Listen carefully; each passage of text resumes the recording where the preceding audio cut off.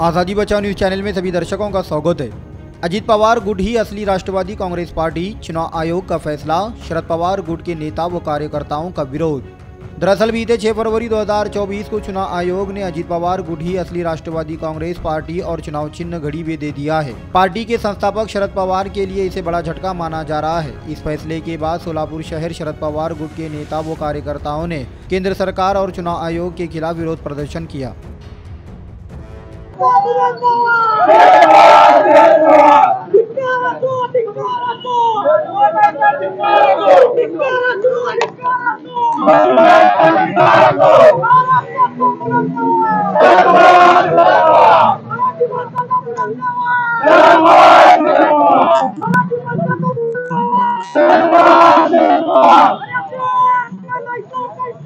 इथे निषेध करण्यासाठी आलेलो आहोत आणि जो काय निकाल दिला गेला तो आमच्यावर अन्यायकारक आहे आमचं म्हणणं आहे।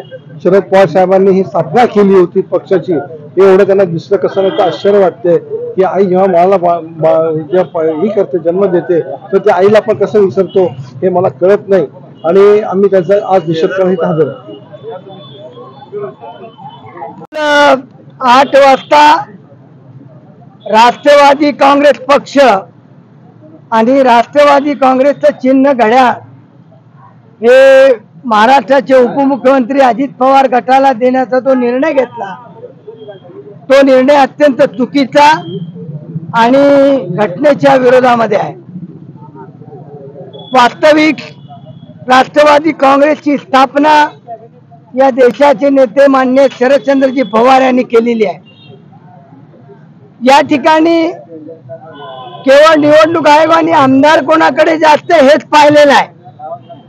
वास्तविक सुप्रीम कोर्टाच्या निकालामध्ये यापूर्वी जेव्हा उद्धव ठाकरे आणि एकनाथ शिंदे यांच्याचा निकाल आला त्यावेळेला असं ऑब्झर्वेशन केलेलं आहे की या ठिकाणी केवळ आमदार किंवा लोकप्रतिनिधी न पाहता संघटनेचे पदाधिकारी आणि संघटनेच्या बाजूने कोण आहेत हे पाहणं अत्यंत महत्त्वाचं आहे। अशा पद्धतीचा निकाल, अशा पद्धतीचं निरीक्षण सुप्रीम कोर्टाने केलेलं असताना त्याच्याकडे डोळेझाक करून केंद्राच्या दबावाखाली या ठिकाणी निवडणूक आयोगाने निकाल दिलेला आहे। तो निकाल अत्यंत अनफेअर, अत्यंत चुकीचा आहे आणि म्हणून या ठिकाणी कार्यकर्त्यांच्या भावना अत्यंत तीव्र आहे। ज्या माणसाने आज जर देशामध्ये कोणालाही विचारलं लहान मुलाला राष्ट्रवादी पक्ष कोणाचा तर लहान मुलगाही सांगतो की हा पक्ष राष्ट्रवादी काँग्रेस शरद पवारांचा।